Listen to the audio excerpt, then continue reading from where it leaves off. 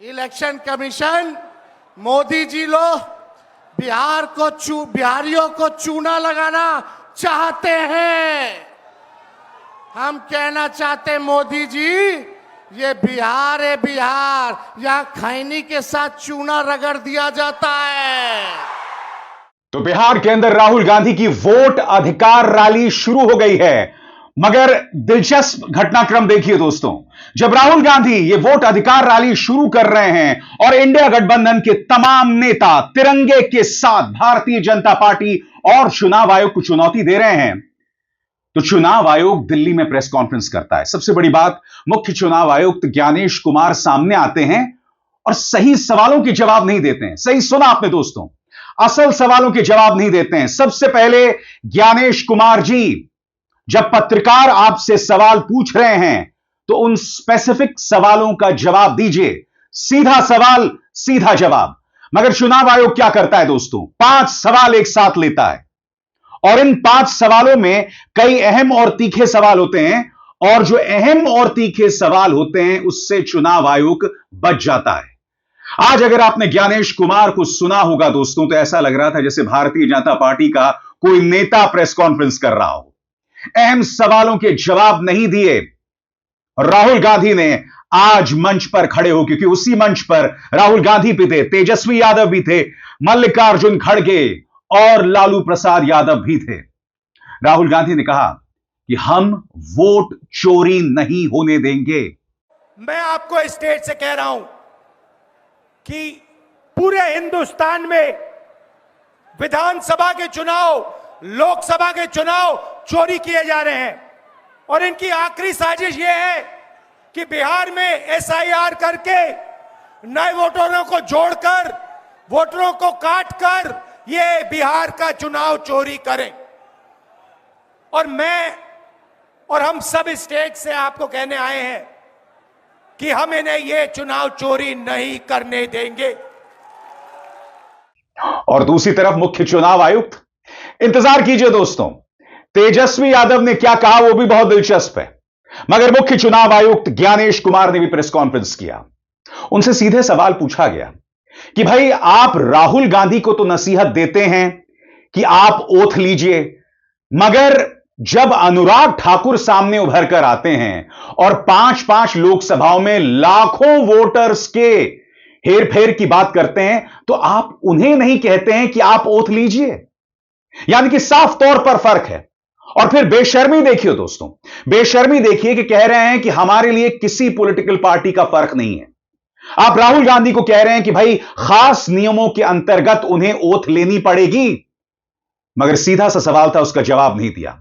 सबसे बड़ी बात, महाराष्ट्र को लेकर सवाल था, उसका जवाब नहीं दिया। वो ये भी कह रहे थे कि साल 2003 में भी ये प्रक्रिया 1 महीने में पूरी हुई थी, मगर क्या साल 2003 के अंत में चुनाव थे जिस तरह से इस बार हो रहा है? अजीब और गरीब और वाहियात तर्क दिए। और सबसे बड़ी बात, इनके तेवर देखिए कि हम राहुल गांधी से डरते नहीं हैं, हम विपक्ष से डरते नहीं हैं, और एक इमोशनल कार्ड खेलते रहना पूरे प्रेस कॉन्फ्रेंस में, जो मैं आपको सुनाने वाला हूं। सुनिए किस तरह से राहुल गांधी को कह रहे हैं कि हम तुमसे डरते नहीं है, मानो राहुल गांधी की सरकार है। आप भी जानते हैं कि आप मुख्य चुनाव आयुक्त किसकी कृपा से बने हैं। सुनिए वो राहुल गांधी से क्या कह रहे हैं। कुछ मतदाताओं द्वारा दोहरे मतदान के आरोप लगाए गए, सबूत मांगने पर जवाब नहीं मिला। ऐसे मिथ्या आरोपों से न तो चुनाव आयोग डरता है और न ही कोई मतदाता। जब चुनाव आयोग के कंधे पर बंदूक रखकर भारत के मतदाताओं को निशाना बनाकर राजनीति की जा रही हो, तो आज चुनाव आयोग सबको स्पष्ट करना चाहता है कि चुनाव आयोग निडरता के साथ सभी गरीब, अमीर, बुजुर्ग, महिला, युवा सहित सभी वर्गों और सभी धर्मों के मतदाताओं के साथ बिना किसी भेदभाव के चट्टान की तरह खड़ा था, खड़ा है और खड़ा रहेगा।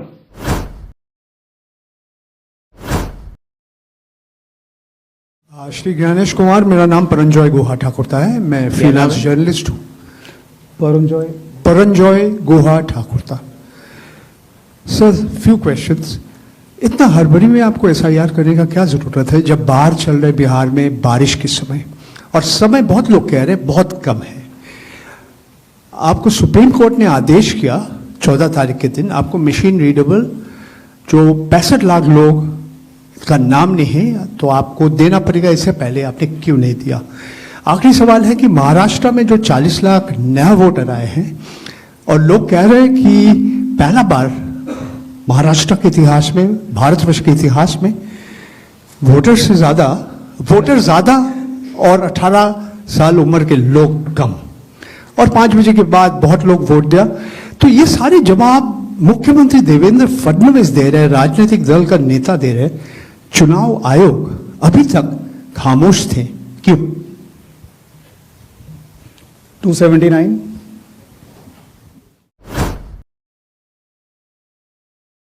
इस बात का ग्रेडिंग कैसे की जाएगी कि जो अभी आपने उदाहरण देके बताया कि ईपीआईसी में एक आदमी नाम डुप्लीकेट करेगा, जब तक आपके पास कोई यूनिक फीचर नहीं होगा, जैसे आधार के मामले में बायोमेट्रिक्स एक यूनिक फीचर का काम करता है हर इंडिविजुअल के लिए ना, उसी तरीके से अगर आप ईपीआईसी से इसको नहीं जोड़ेंगे तो ये संभव ही नहीं है कि आप कभी जिंदगी में डुप्लीकेसी को चेक कर पाए, चाहे कितने एफर्ट्स कर लें। यहां आपको टेक्नोलॉजी की ही मदद लेनी पड़ेगी, मैनुअली ये ह्यूमनली पॉसिबल नहीं है।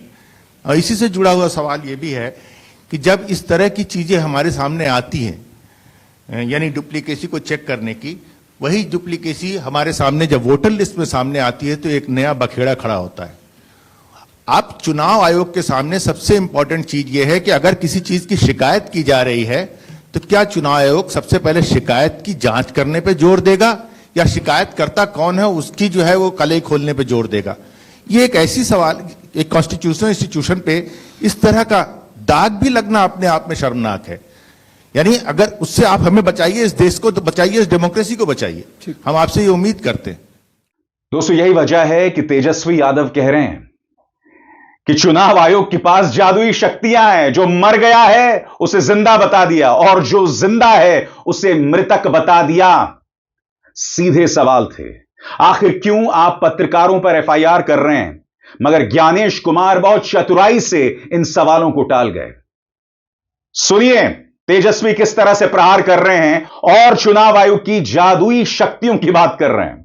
कई जीवित लोगों का नाम काट दिया गया, बताया गया कि मृत है।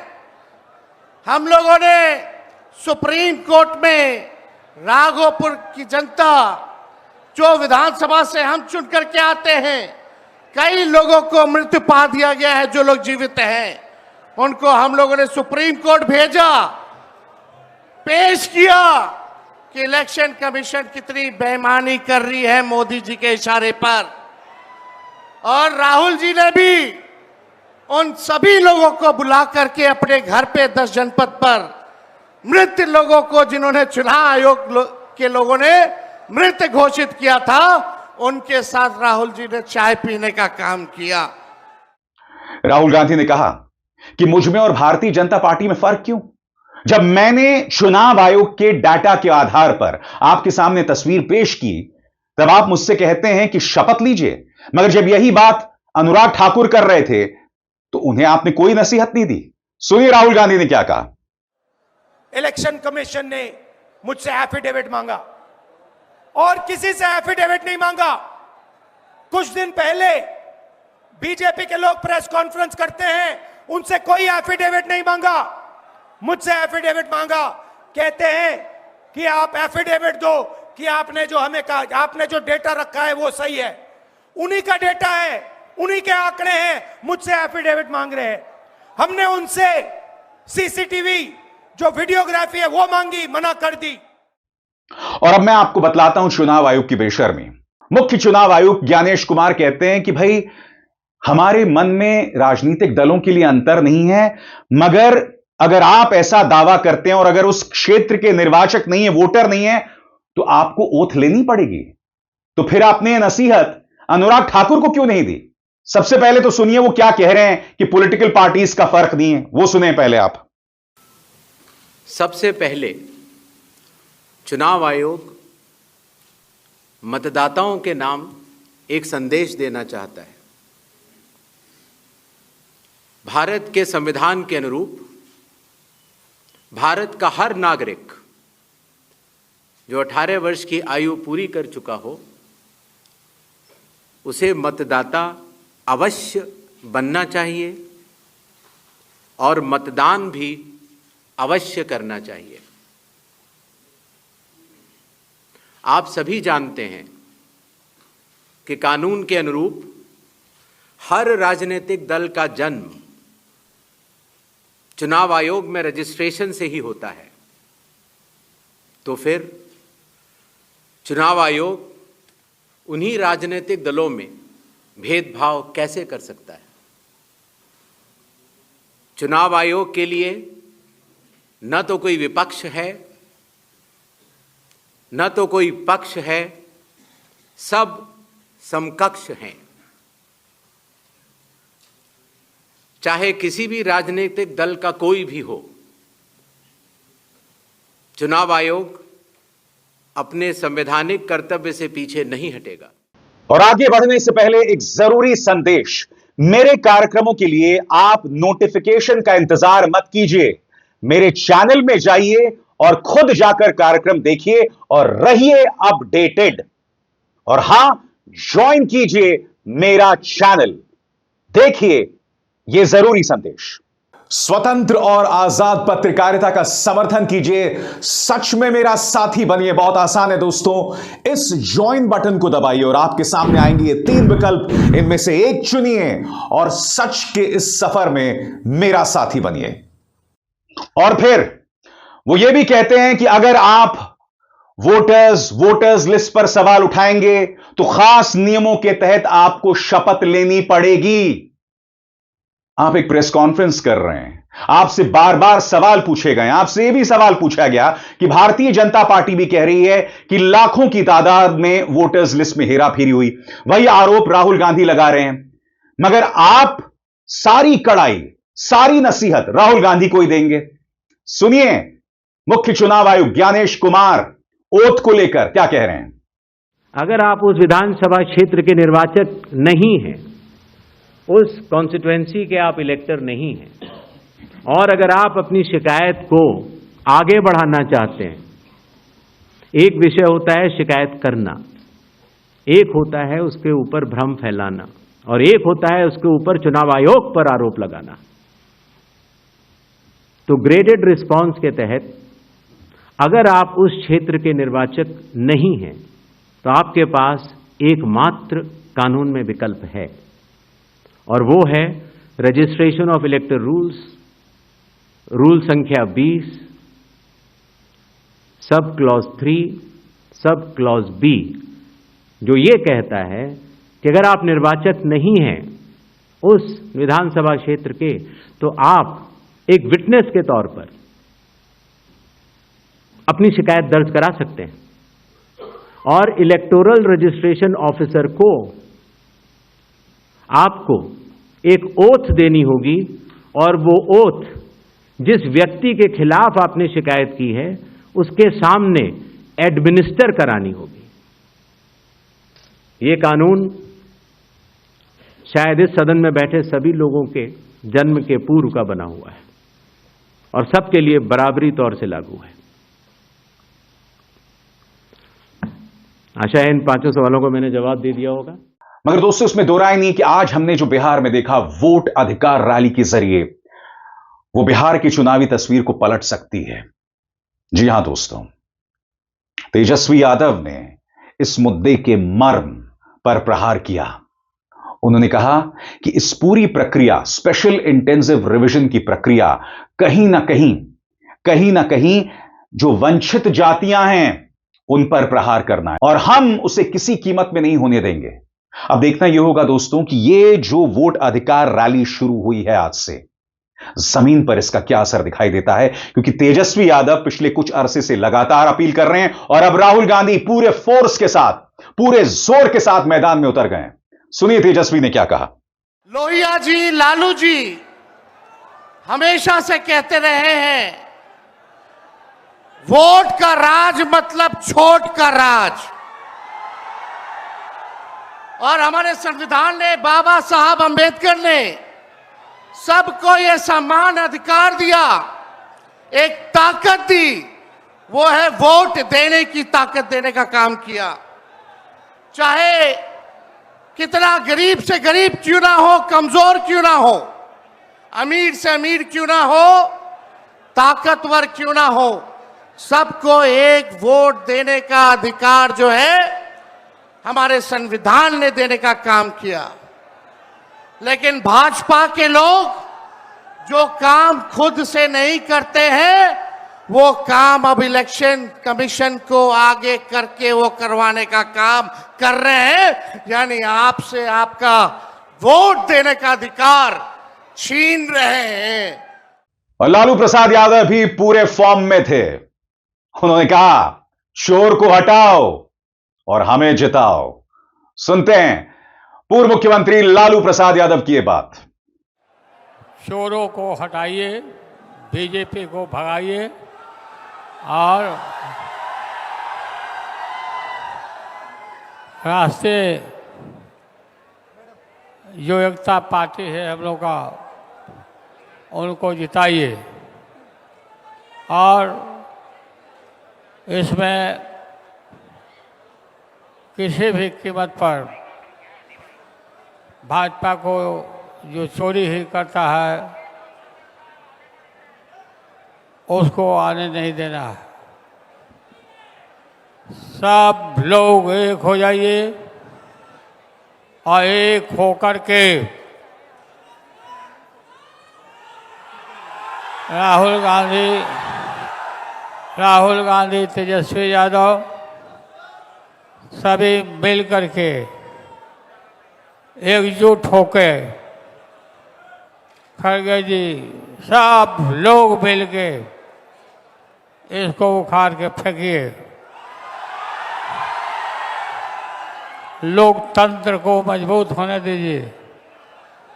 लागल लागल झुलनिया में धाका, लागल लागल झुलनिया में धाका, बल्लम कलकत्ता चलाओ। आप सबको बहुत बहुत धन्यवाद। जिंदाबाद राहुल गांधी, जिंदाबाद खड़गे साहब, जिंदाबाद तेजस्वी यादव, जिंदाबाद जिंदाबाद। दोस्तों, अब मैं आपके सामने मुख्य चुनाव आयोग की दो और बातें रखना चाहता हूं। आपको याद है जब यह पूरी प्रक्रिया शुरू हुई थी, तब सोर्सेस के हवाले से यह खबर डाली गई थी कि हमें कई नेपाली, बांग्लादेशी और म्यांमार से जुड़े लोग मिले हैं, ताकि उसका इस्तेमाल भारतीय जनता पार्टी करे। और न सिर्फ भाजपा ने उसका इस्तेमाल किया, आपको याद होगा भारतीय जनता पार्टी बाकायदा प्रेस कॉन्फ्रेंस कर रही थी। वो शहजाद चूनावाला पूनावाला कौन है पता नहीं, एक वाहियात प्रवक्ता, वो बाकायदा सामने आए थे कि क्या नेपाली, बांग्लादेशी और म्यांमार के पक्ष में इंडिया गठबंधन है। आज सीधा सवाल उनसे किया गया कि कितने नेपाली मिले, कितने बांग्लादेशी मिले, और जवाब देखिए मुख्य चुनाव आयोग क्या दे रहे हैं। यहां पर वो ये कह रहे हैं कि भाई इस देश में सिर्फ भारतीय ही वोट दे सकता है। अरे भाई, आप सीधे सवाल का जवाब दीजिए, कितने नेपाली हैं, बांग्लादेश से कितने लोग हैं। यानी कि भारतीय जनता पार्टी को फायदा पहुंचाने के लिए प्रोपेगेंडा खुलकर कर रहा है चुनाव आयोग।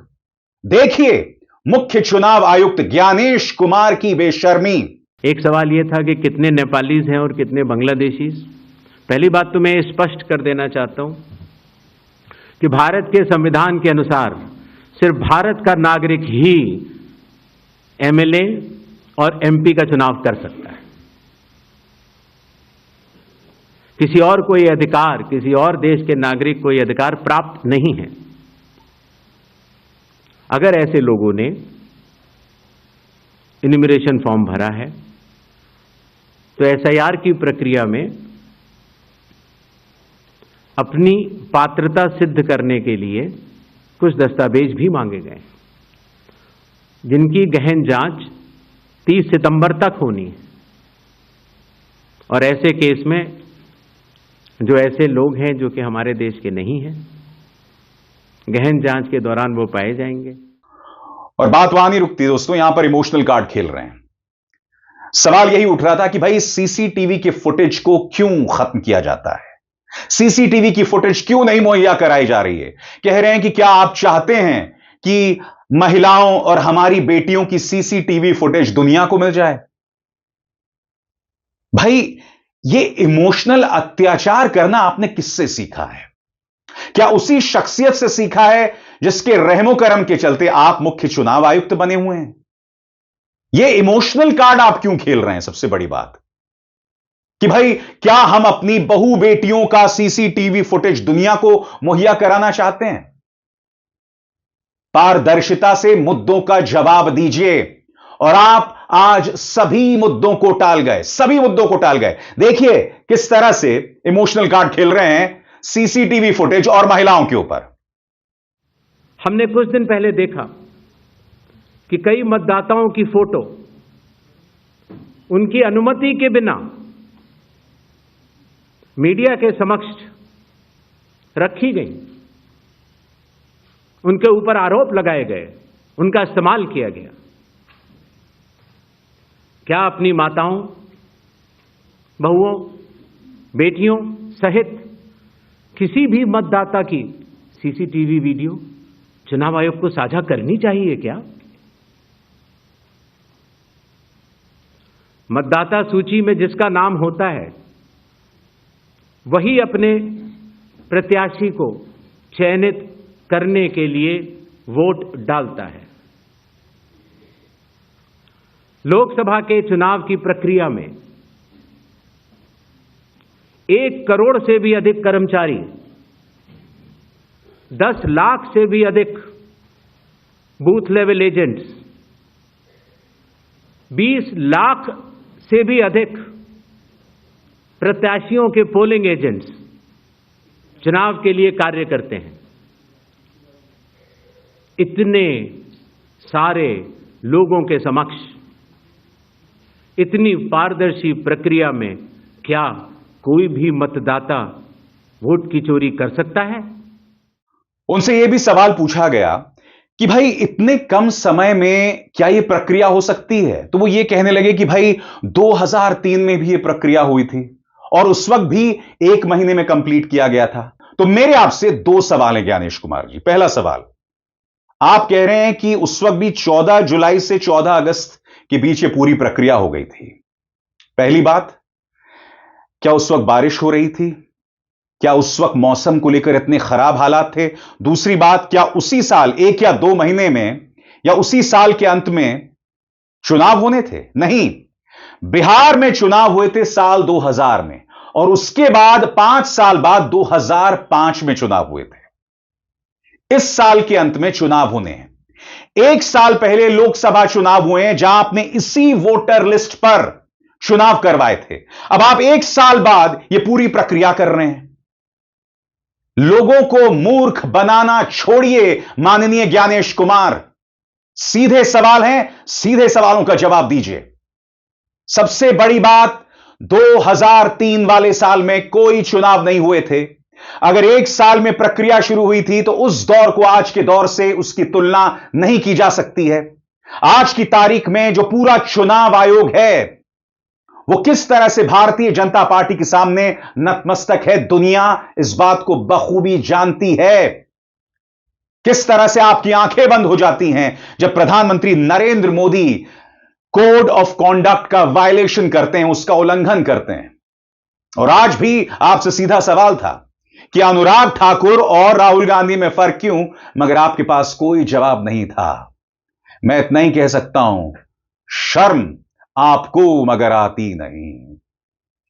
अभिसार शर्मा को दीजिए इजाजत। नमस्कार।